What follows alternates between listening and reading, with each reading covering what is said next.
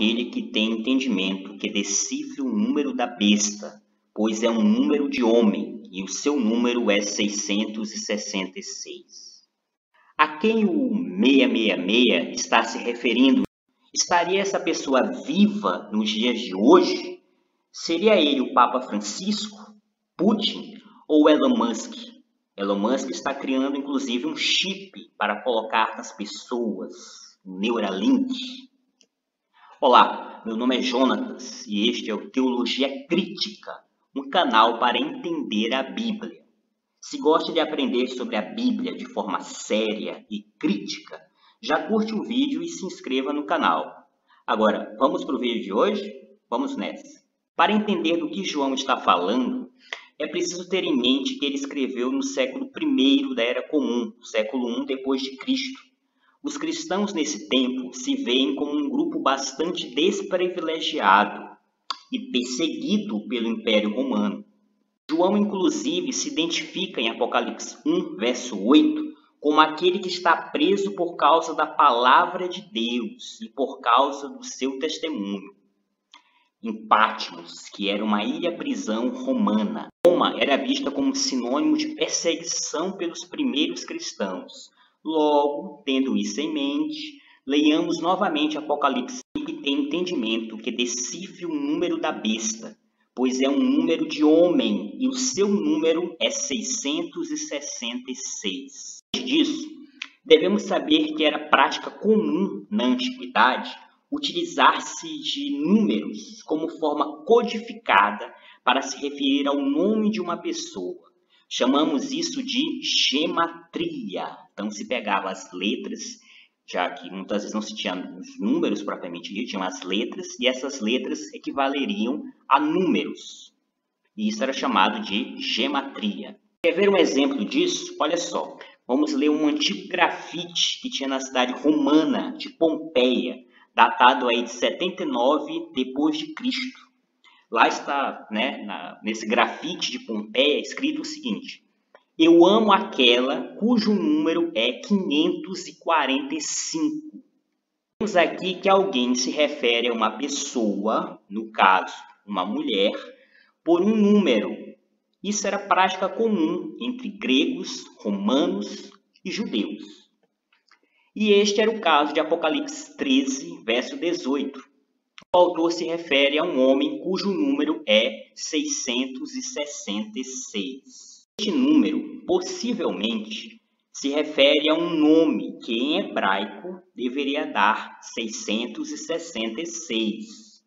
Mas você deve estar perguntando, por que em hebraico? Por que, Jonas, em hebraico? É o seguinte, nos primórdios do cristianismo, este era uma seita judaica, a seita dos nazarenos. Atos 24, versículos 1 a 5. Leia aí na sua casa para você conferir. E seita aqui não é no sentido pejorativo, tá? É no sentido de um grupo judaico, assim como tinha os fariseus, os saduceus, os zelotas. Então também tinha a seita dos nazarenos, que era formada, logicamente, pelos seguidores do Nazareno, ou seja, de Jesus de Nazaré. Foi o primeiro nome que os cristãos receberam antes de serem chamados de cristãos. Muitos seguidores de Jesus eram judeus, portanto, o próprio Jesus era judeu e seus seguidores eram judeus. Depois vieram também muitos prosélitos, isto é, gentios, pessoas que não nasceram de judeus, eram gregos, cretenses, mas que se converteram ao judaísmo. Havia também os chamados tementes a Deus, como Cornélio e Lídia, que eram pessoas que tinham ali um pé no judaísmo. Leia aí Atos 10, versos 1 a 48 e Atos 13, versículos 1 a 43. No início do cristianismo, portanto, havia um contato muito grande com a cultura judaica.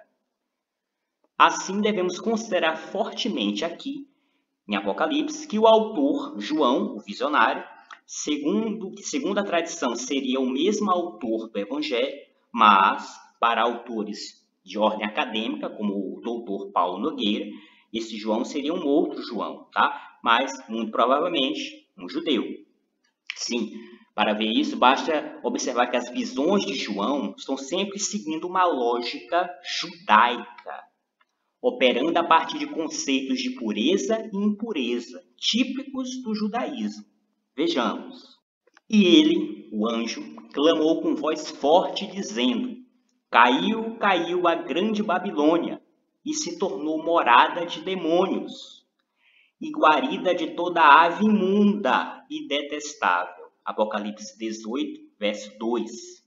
Vemos aqui que, assim como para a visão de Patmos existem espíritos imundos, isto é, demônios, também existem aves imundas.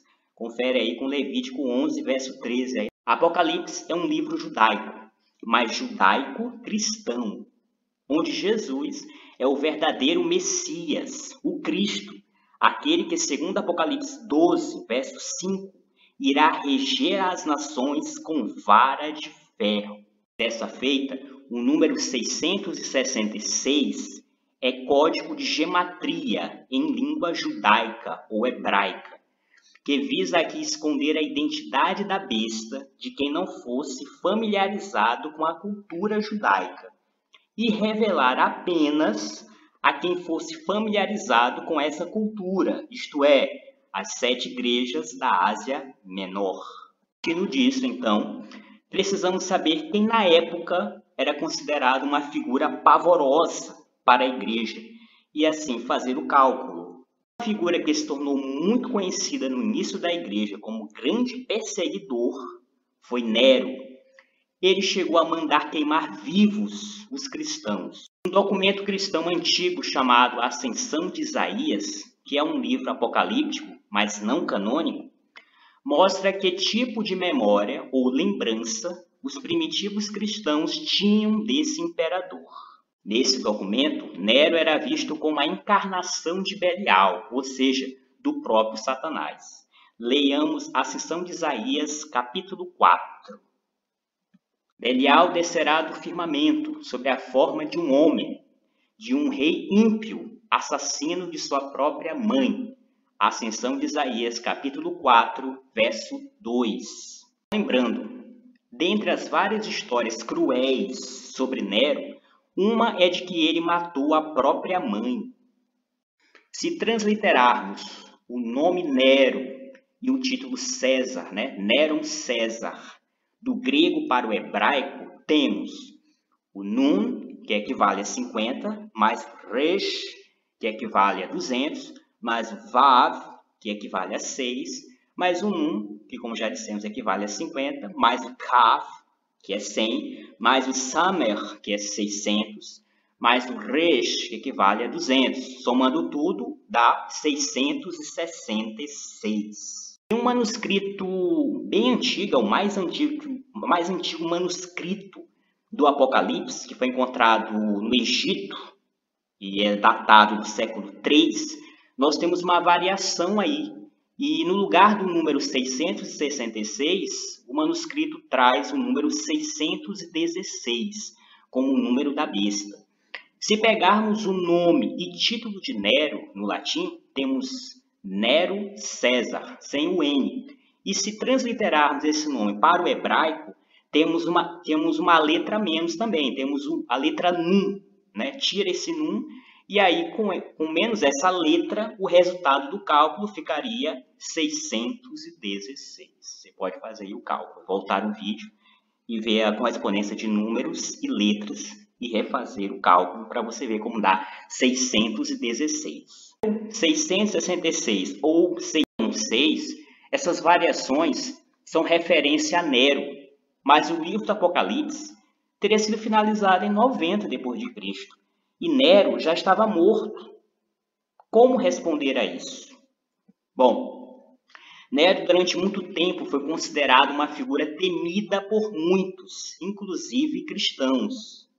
Depois da morte dele, depois da morte de Nero, surgiu uma lenda de que ele voltaria. Após o suicídio de Nero, nas províncias orientais, foi estabelecida a crença de que, na realidade, Nero não estava morto e que em qualquer momento poderia voltar.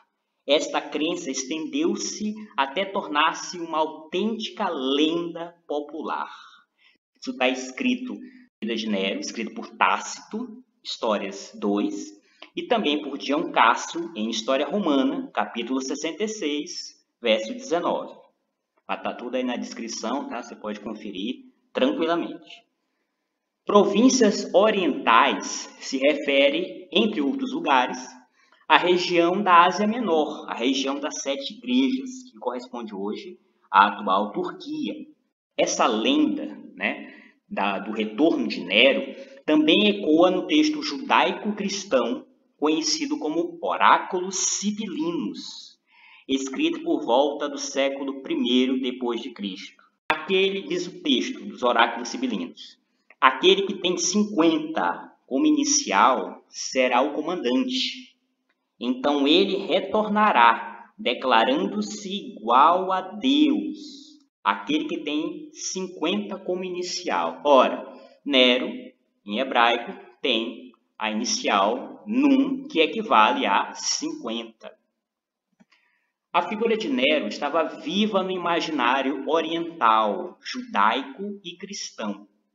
De fato, Eusébio de Cesareia chega a falar, né, que Domiciano era um sucessor de Nero. Só que Eusébio de Cesareia, um dos pais da igreja, escreve sobre Nero.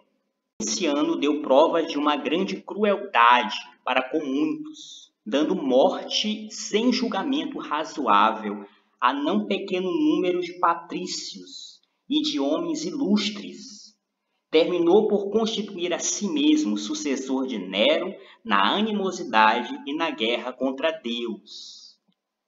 Isso está escrito em História Eclesiástica de Eusébio de Cesareia, parágrafo 1, capítulo 17, livro 3. Domiciano aqui é visto como sucessor de Nero, ou como um novo Nero. Domiciano foi imperador entre 80 e 90 depois de Cristo, época em que o livro do Apocalipse foi escrito. É provável que João, nesse contexto todo, com todas essas referências, fosse mais um aí que visse sob a figura de Domiciano a volta de Nero César. Gostou do vídeo? Curtiu? Comente, diga o que você achou. Quer acrescentar alguma informação? Diga pra gente, compartilhe com os amigos e se inscreva se for novo no canal. Valeu aí, pessoal, e principalmente grato àqueles que já estão fazendo parte desta história, tá? Que já estão curtindo, que já estão participando. Valeu! Nosso intuito é fazer sempre o melhor.